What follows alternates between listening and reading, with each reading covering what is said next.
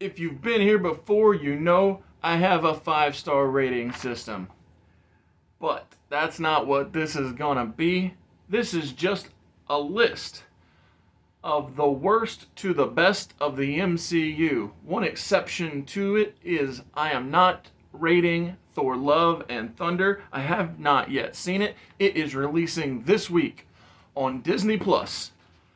And with that in mind, I, Oz, here on Mr. Super Oz, am going to run down every Marvel Cinematic Universe film from 28 to 1 and give quick thoughts on what I think of them. But before we get to the countdown, I want to remind everyone, if you haven't picked up your copy of Everlasting Survivors All Day Long, Volume 1 at Etsy.com, there is a link in the description. This is the Jeff Hicks cover. This is the Nick Crook cover. There are limited first printings still available at Etsy.com. And after the open, you'll get my rundown, my list, my view of the MCU, all of the films.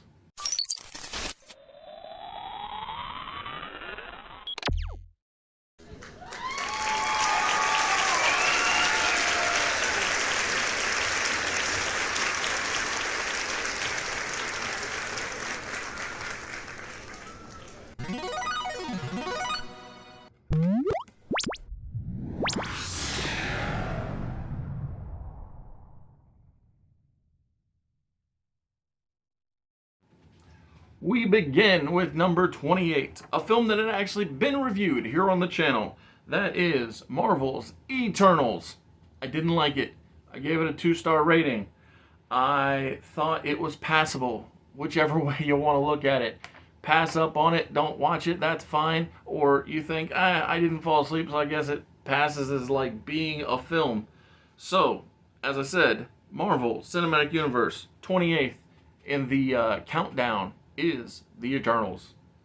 27 on the list. Before I watch Thor Love and Thunder on Disney Plus, I gotta tell you, I did not like Thor The Dark World. I thought it was slow and boring and inconsistent. I wanted it to be better. I enjoyed the first film a lot more. I enjoyed the follow-up more than that as well. But yeah, number 27 on the countdown is Thor The Dark World. Number 26 in the countdown is Captain Marvel. It was not... So, I've heard many things said about it. It's the worst ever, she's mean, it's bad, blah, blah, blah. And inversely, you know, she's the greatest thing since sliced bread, you know, the Marvel Superman, yada yada. I didn't think it was horrendous, but I also didn't think it was stupendous. I thought it was just mediocrity. I thought it was subpar and... So, Captain Marvel, number 26. The 25 best film, in my opinion, also has been reviewed here on the channel. I gave it a 3-star rating. I said that Doctor Strange in the Multiverse of Madness was mid at best. Shout out to Brandon, who thought it was top 5 Marvel films. I put it in the bottom 4. Oops, my bad, Brandon. But yeah, I didn't much care for Doctor Strange in the Multiverse of Madness. Part of it could be attributed to the theatrical experience. I didn't find it pleasant. I almost never do find it pleasant. People talking and chewing and gum drinking and all the jazz. Not really a big fan. Moving on to number 24 in the countdown. I put Iron Man 2 as number 24. I thought that it was a much weaker film than its predecessor, the first film. And as much as Iron Man 3 gets grief, I actually put it higher on the list because I didn't have established love for the Mandarin, and I thought Ben Kingsley was a lot of fun. I thought it was interesting when Guy Pearce. Oh, I'm talking about the wrong film. Iron Man 2, very, very passable. Didn't need to exist. So, moving on to number 23 on the list. Thor, number 1. It was a film that... It was a film that gave me hope for future films, such as Aquaman. The first time I saw Thor, I thought, now that there is the foundation for a good Aquaman movie. Sets up the outsiderness of him and a different kingdom, but in and of itself, it's not one of the best of the bunch. It's again in my lower third of the MCU, and number 22 is a movie I was just trying to talk about momentarily, so let's go back to that. I, again, didn't have pre-established love for the Mandarin. I wasn't married to the concept of him, so I loved Ben Kingsley. Oh yeah, 22 is Iron Man 3. I liked Guy Pearce's transformation throughout the film. I thought a lot of the visuals were interesting. Obviously, I wasn't a humongous fan of the destruction of the Iron Man suits at the end, and then immediately Tony coming back with new suits. But hey, it is what it is. We weren't going to get rid of Iron Man. So, again, lots of Iron Man 3 were visually stimulating. I like to watch it at Christmas time, even though people say it's not a Christmas movie. But, yeah. Iron Man 3 is number 22 on my countdown of every Marvel Cinematic Universe film so far. Number 21, and rounding out the bottom third of the list, is The Incredible Hulk. I can't remember the last time I watched it, and when I did, I didn't hate it. It's fine, I guess. It's been so nearly removed from everything MCU related that it just doesn't have that same relevance that it did in, I don't know, 2008, I guess, when it dropped. So, number 21 is The Incredible Hulk. Coming to the top 20 films, in my opinion, of the Marvel Cinematic Universe, we get to number 20 on the list, and that film is... And I know that I have friends who will disagree, but my number 20 of the Marvel Cinematic Universe is Shang-Chi and the Legend of the Ten Rings. Once again, calling back to Ben Kingsley, I think he is a lot of fun in this film. The best friend of Shang-Chi in the film, I thought I was going to dislike her at first, but, she has a few moments where I'm like, I don't like you, but overall, I don't hate her. I enjoy the evolution of the Mandarin concept. I love when we get to the alternate dimension, the power place with the dragon. It gives me major hope for Iron Fist and the 7 champions of magic, or the 7 cities of magic, and all that realm of stuff. So yeah, my number 20 film in the MCU is Shang-Chi and the Legend of the Ten Rings. 19 on my countdown list is the first Doctor Strange film. To me, it's a lot like The Incredible Hulk. Not in the being forgotten part, but like it's kind of forgettable. Like, did he even really need an origin? Because every time he shows up, it's like, hey, here's the Sorcerer Supreme. He does magic. We need magic done. Ta-da, it's being done. And again, being 19 doesn't mean I hate it. I think Doctor Strange 1 is far superior to Doctor Strange 2. It has a clear path of a story. And so it is the better of the two. But again, it's only number 19 on my list. 18 is a film that suffered in my mind greatly from the shutdowns and the confusion and all of the what's right, what's wrong, we don't know what to do, and that film is Black Widow. As of now, a lot of things are getting flack for, as my friend texted me about today, he said called it the MCU. But I don't think this film is a overly anti-male film. And that being number 18, Black Widow. I think that this fits perfectly well within established continuity. It just would have been better if it had been released immediately after Civil War, I believe, instead of waiting and doing a solo Black Widow film after her character had passed. But, you know, that is what it is. Number 17 on my countdown.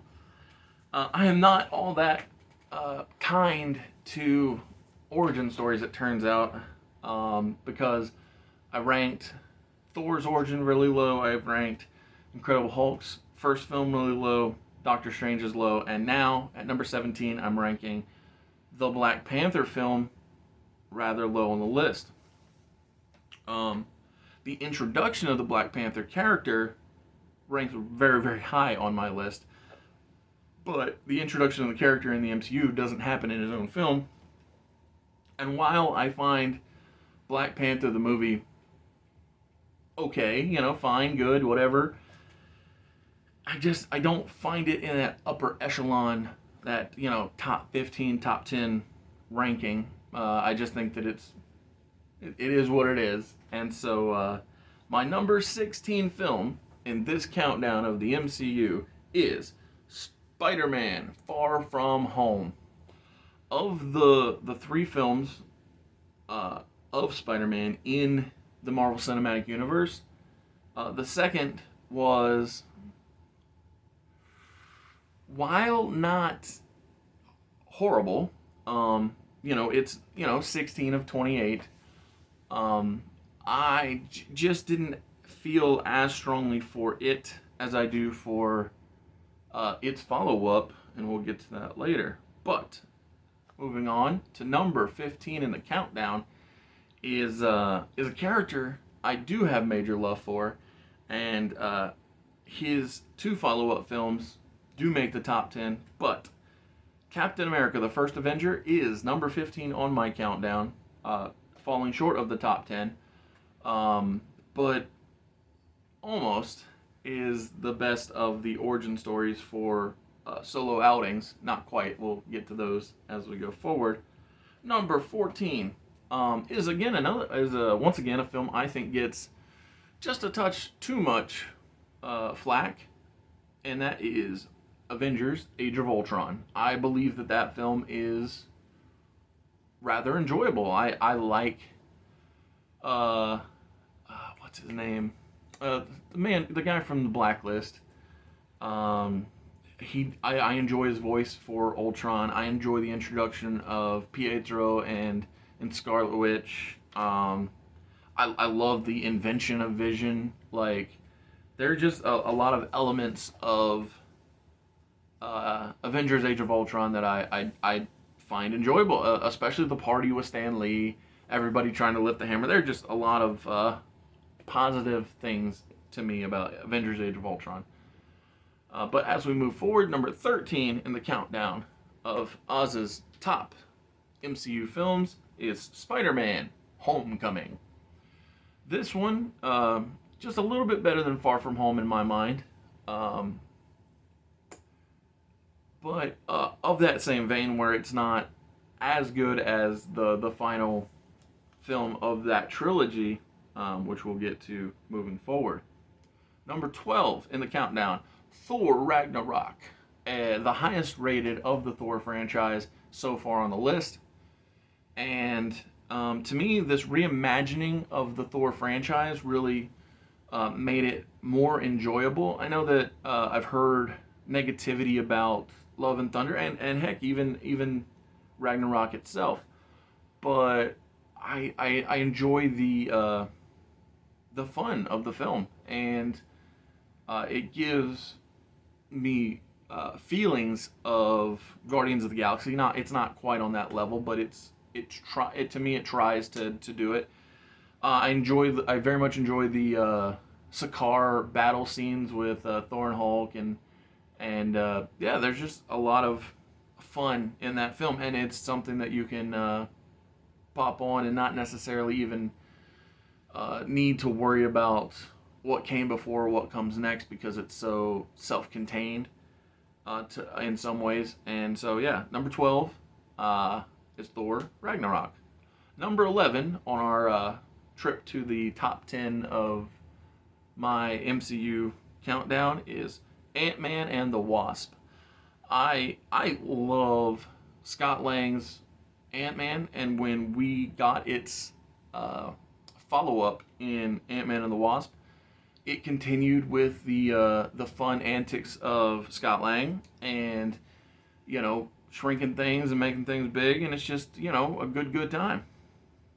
So number 11 on this countdown is yeah, Ant-Man and the Wasp. So before I tell you my top 10 MCU films, I just have to prepare people, because I know what I'm about to say will most likely be frowned upon. But again, keep in mind, this is a personal perspective. So, my number 10 film in the MCU is Avengers Endgame.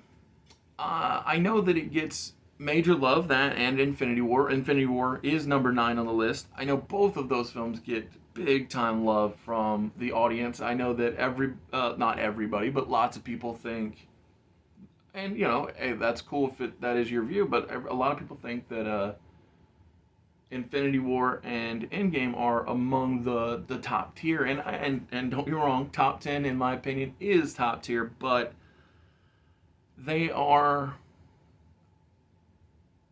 not in my top 8. So my number 8 most enjoyed film in the Marvel Cinematic Universe is Captain America Civil War. I said it earlier when I was talking about the first Captain America. Cap's films are my most beloved, and Civil War is number 8 on the countdown. It greatly establishes the friendship of Sam Wilson and Steve Rogers. I love when Tony is hurt by Cap keeping things from him, and like the fight sequences are great. Tony saying, "Is anybody on our side hiding any massive secrets that could come to our advantage?" It's good. It's both emotional and thrilling, and I very much love Captain America Civil War. My number 7 film in this MCU countdown is Guardians of the Galaxy 2. I wavered back and forth. Do I like Guardians 2 more than I do 1, or do I like Guardians 1 more than I do 2? But I put Guardians of the Galaxy 2 at number 7 for no discernible reason, because it's just hard when you get to the tops, and because it's all subjective. But yeah, Guardians of the Galaxy 2 is number 7. Number 6 on the countdown is the original Ant-Man. I love the de-aging sequence when we see the young Hank Pym. I love the friends of Scott Lang. The movie is so fun. I love heist films. They're just a good time to pop on and enjoy. So, like I said, number 6 in the countdown is Ant-Man. Number 5, and we're entering the top 5. The number 5 film in my MCU countdown is Spider-Man No Way Home. It is the most recent film in the top 5, but it wasn't strong enough to dethrone my top 4 films. Anybody who hasn't seen No Way Home has to go watch that thing. It brings together Tobey Maguire. It brings back the Amazing Spider-Man and the Tom Holland Spider-Man. They're all in it. It's fun. I was so surprised when they did the reveal of Aunt May. Like, just it's a top 5 film in my mind. Now, it's funny because the first maybe 40 minutes I thought should have been about 20, but after the first 20, 30 minutes, I was like, this thing is stellar. So my number 4 film in the countdown is Guardians of the Galaxy, number 1. It is so fun to watch. It's who? What? You know, like Star-Lord is so great. Rocket and Groot's sacrifice, and the fact that he still remembers it, like, big time quality stuff when it comes to Guardians of the Galaxy. It isn't what I had read it to be, but it's a movie, and they'll take liberties. They'll do what they do, and they did what they did. So I just gotta say, I do enjoy Guardians of the Galaxy. But moving on to number 3, and it's the one that started it all, Iron Man. It's the thing that lit the fire, that put off the explosion, whatever. It's the guy who set the groundwork. Robert Downey Jr. doing Tony Stark, and everybody knows that his quality is really good stuff. Iron Man, the first film, hard to beat. Number 2 film in the countdown is the first Avengers film. It is among the few films in the history of anything I've ever seen where I was like, man, just watching this makes me want to make a movie. It's just so beautiful to watch play out. And yeah, it's number 2. And since we're that close, let's just go straight to number 1. Captain America: The Winter Soldier is my number 1 movie in the Marvel Cinematic Universe. I don't think they've outdone themselves since the introduction of that film. It's just so good at